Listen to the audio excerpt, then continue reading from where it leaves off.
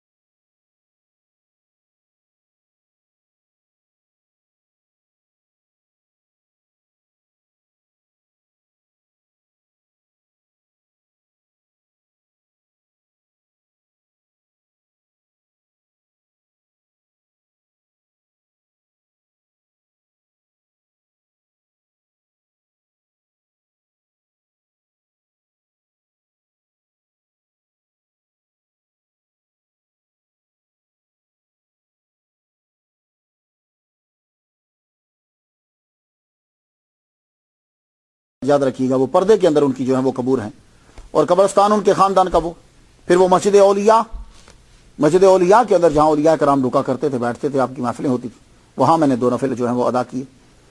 उसके बाद फिर वो जन्नती दरवाज़ा जो है वो आपको मालूम है कि मुहर्रम में खुलता है, लेकिन उन्होंने खुसूसी तौर पर अमले ने जो है वो मेरे लिए दरवाज़ा खोला, मैंने उसे हाथ लगाया। ये जो बहश्ती दरवाज़ा है, इसके बारे में अक्सर लोगों को जो है वो इतराज़ रहता है, तो कहते हैं कि ये बहश्ती दरवाज़ा यहाँ ख्वाजा निज़ामुद्दीन वल मिल्लत वल औलिया ने इस जगह के ऊपर अल्लाह अकबर जल्ल शानु मोहम्मद मुस्तफ़ा सल्लल्लाहु अलैहि वसल्लम को देखा। ये बात याद रखिएगा। और अक्सर लोग बहश्ती दरवाजे के ऊपर एतराज़ कर देते हैं, लेकिन पीर मेरे अली शाह अल्लाह अकबर जल्ल, पीर मेरे अली शाह साहब का खास तौर पर ताल्लुक रहा है। और मैं एक बात आपको बता दूं कि ये जो बाबा फरीदुद्दीन गंज शक्कर रहमतुल्लाह अलैह का खानदान है ना, ये फिर एक दौर में आकर इन्होंने बायत कर ली पीर मेरे अली शाह रहमतुल्लाह अलैह। ये आप बात याद है। इसीलिए पीर मेरे अली शाह रहमतुल्लाह अलैह सालाना उर्स के ऊपर जो है वो वहां जाया करते थे। उनके जो सज्जादा नशीन हैं अभी भी जो है दीवान साहब, मैंने मुलाकात की है उनसे, हॉलीडे इन लाहौर के अंदर मशाइख कॉन्फ्रेंस थी, मैं था, कारी सदाकत साहब, इसके अलावा सारे मशाइख थे, तो वहां आए तो मैंने उनको जब देखा तो मैंने उनका हाथ चूमा, मैं उनसे मिला, ये भी सादत मुझे जो है वो हासिल है। तो पीर मेरे अली शाह साहब एक बड़ी जबरदस्त जो है वो दलील दिया करते थे, कहते सुनो, कब्र जो होती है वो रोज़तुम मिन रियाज़िल जन्नह और हुफ़रतुम मिन हुफ़रिन नार। ये रोज़ा, ये जो कब्र होती है, ये जन्नत के बागात में से एक बाग होती है, सही है, या दोज़ख के गढ़ों में से गड़ा होती है। तो यार जब एक मोमिन की कब्र जो है वो जन्नत के बागों में से बाग हो सकती है, तो दरवाजा क्यों नहीं हो सकता? जन्नती दरवाजे के ऊपर एतराज है, और उसकी कब्र तो पूरा जन्नत का बाग बन चुका है। खैर, एक अकीदत और एहतराम है। तो उस दरवाजे के ऊपर भी मैं वहाँ गया, तो बाहर जब मैं निकला हूँ तो लोग जो है वो करीब आए, दुआ कीजिए हमारे लिए, तो कुछ तो दम करवाने किया। मैं इतनी बड़ी हस्ती में तुम आए हो, हमारे दम का जो है वो कहाँ होता है।